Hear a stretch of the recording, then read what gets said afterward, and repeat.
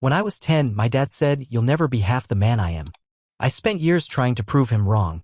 But when he ended up in a nursing home, angry and alone, I brought his favorite music, fed him by hand, and stayed till the end. He never apologized. I didn't need him to.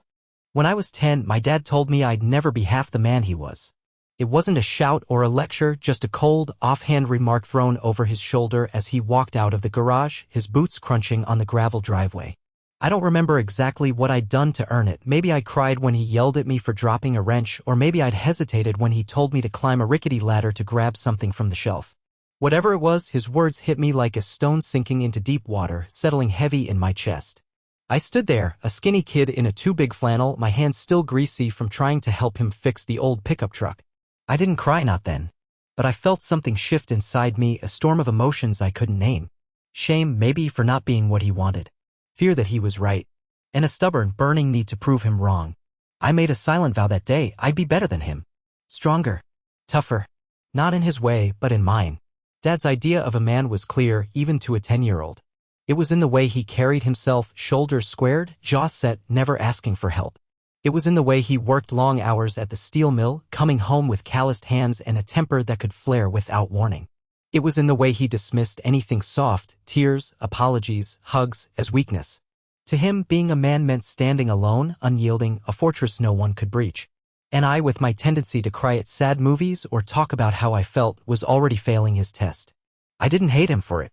That would have been simpler. Instead, I loved him in that complicated way kids love parents who hurt them, desperately, hopefully, always waiting for the moment they'd see you. I spent my childhood chasing that moment. I'd try to mimic his stoicism, biting my lip when I fell off my bike, forcing myself to laugh when he teased me for being soft. But it never worked. The harder I tried to be what he wanted, the more I felt like I was betraying myself. By middle school, I started rebelling in my own quiet way. I'd cry at the end of the Iron Giant and not hide it. I'd hug my friends when they were upset, even if the other boys smirked. I'd volunteer at the local food bank, not because it looked good on a resume, but because it felt right. I'd talk to my English teacher about anxiety and sadness, words Dad would have scoffed at. Each choice was a small defiance, a way of saying, "I'm not you and I don't want to be." But his voice never left me. "You'll never be half the man I am." It echoed in my head during every moment of doubt, every time I wondered if I was enough. High school was harder. I was a decent student, played soccer, had a tight group of friends. But Dad's expectations loomed larger as I got older. He'd watch me practice and mutter about how I wasn't aggressive enough on the field. He'd see me reading a book and ask why I wasn't out doing something useful. When I got a part-time job at a coffee shop, he called it women's work. I'd grit my teeth and keep going, determined to prove that being a man didn't mean being hard or cold. But no matter what I did, good grades, a game-winning goal, a promotion at work, it was never enough for him. He didn't criticize outright, not always. Sometimes it was just a look, a raised eyebrow, a silence that said more than words ever could. I kept waiting for him to see me. To say I was wrong. "You're doing okay, kid." That hope kept me tethered to him, even as it hurt. When I turned 18, I moved out. Not far, just a small apartment across town, paid for with my coffee shop wages and a scholarship for community college. I told myself it was about independence, but deep down, I knew it was about escape.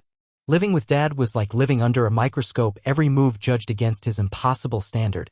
I needed space to figure out who I was when his voice wasn't the loudest thing in my head. We barely talked after that. I'd call on holidays, out of duty more than desire. He'd answer, gruff and distracted, asking about my job or my classes, but never really listening to the answers. I didn't volunteer much either. What was there to say? That I was majoring in social work because I wanted to help people? That I'd started therapy to untangle the knot of insecurity he'd tied in me? He wouldn't understand, and I didn't have the energy to explain. Life moved on. I graduated, got a job at a nonprofit helping at-risk youth, started building a life that felt like mine. I made friends who didn't judge me for being too emotional. I dated, fell in love, got my heart broken, and learned to keep going. I volunteered more, wrote poetry in my spare time, even started a small community garden in my neighborhood. Each step felt like a brick in a wall I was building, not to keep people out, but to define my own space. Dad faded into the background, a ghost I didn't know how to mourn. My therapist asked me once if I'd grieved the father I never had, the one who might have hugged me, told me he was proud, seen me as enough. I said no. How do you grieve someone who's still alive but never really there? I told her it was easier to let him go, to focus on the life I was building. But late at night, when the world was quiet, I'd still hear his voice. You'll never be half the man I am. And I'd wonder if I was still trying to prove him wrong. Then came the call. I was 32, sitting in my apartment grading papers for a mentoring program I ran. The phone rang, a number I didn't recognize.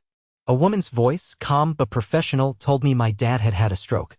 He was in a nursing home now, recovering but not fully.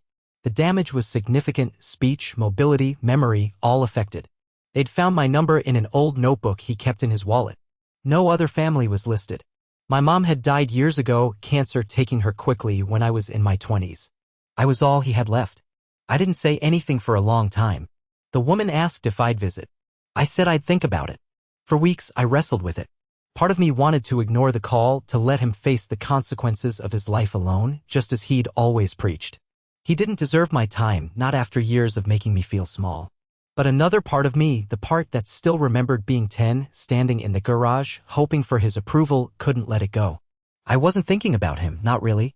I was thinking about me. About the kid who'd promised to be better. About what it would mean to walk away for good. So I went. The nursing home smelled of antiseptic and overcooked vegetables.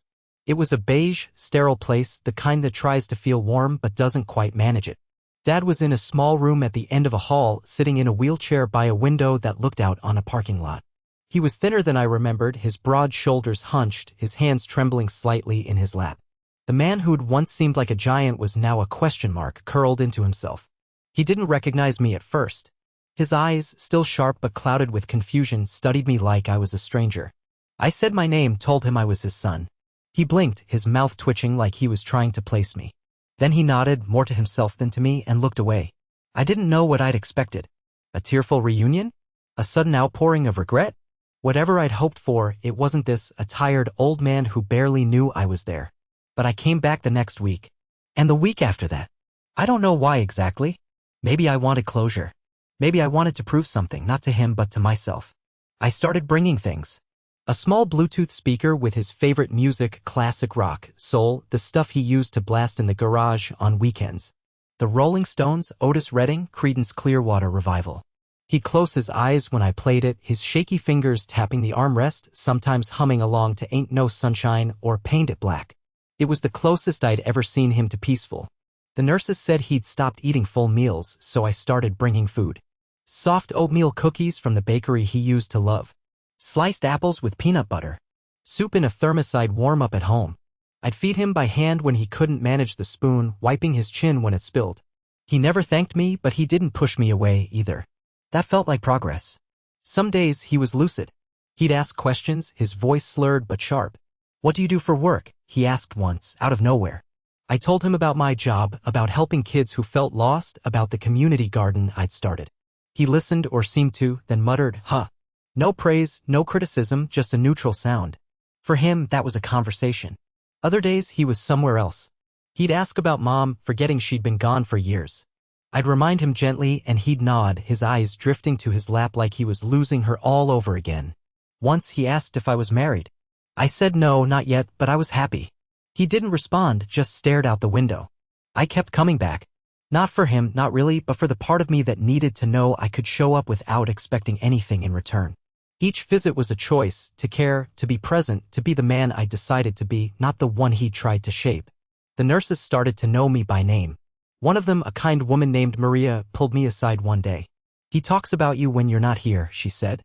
"Says you're the only one who still comes." Her words hit me harder than I expected.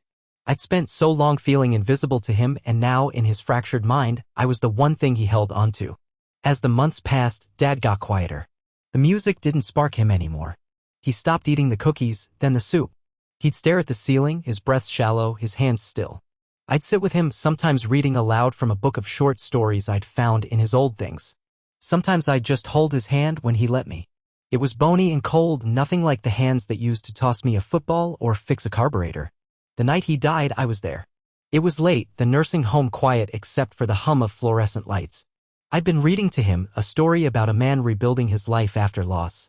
His breathing slowed, each pause longer than the last. I put the book down and watched him, my own breath catching. Then it stopped. No drama, no final words. Just a quiet end. I pressed the call button and sat with him until the nurses came. They were gentle, professional, but I barely heard them. I just kept looking at him, wondering if he'd ever known how hard I tried to be enough. The funeral was small. A few coworkers from his old job, a neighbor, a cousin I hadn't seen in years. I gave the eulogy not because I had to, but because I wanted to. I talked about his strength, his stubbornness, the way he'd loved music and a cold beer on a summer night. I didn't mention the things he'd said to me, the ways he'd made me feel small. That wasn't the point. I wanted to remember him as a man who'd tried, in his own flawed way, to be something. Afterward, I went home and sat on my porch playing Ain't No Sunshine on my phone. I don't know if it was for him or for me. Maybe both. Dad never apologized. Not for that day in the garage, not for the years of distance, not for anything. And I didn't need him to. I'd spent my life trying to prove him wrong, but in the end, it wasn't about him. It was about me, about choosing to be a man who shows up, who cares, who loves without expecting anything back. I'm not half the man he was. I'm something else entirely. And that's enough.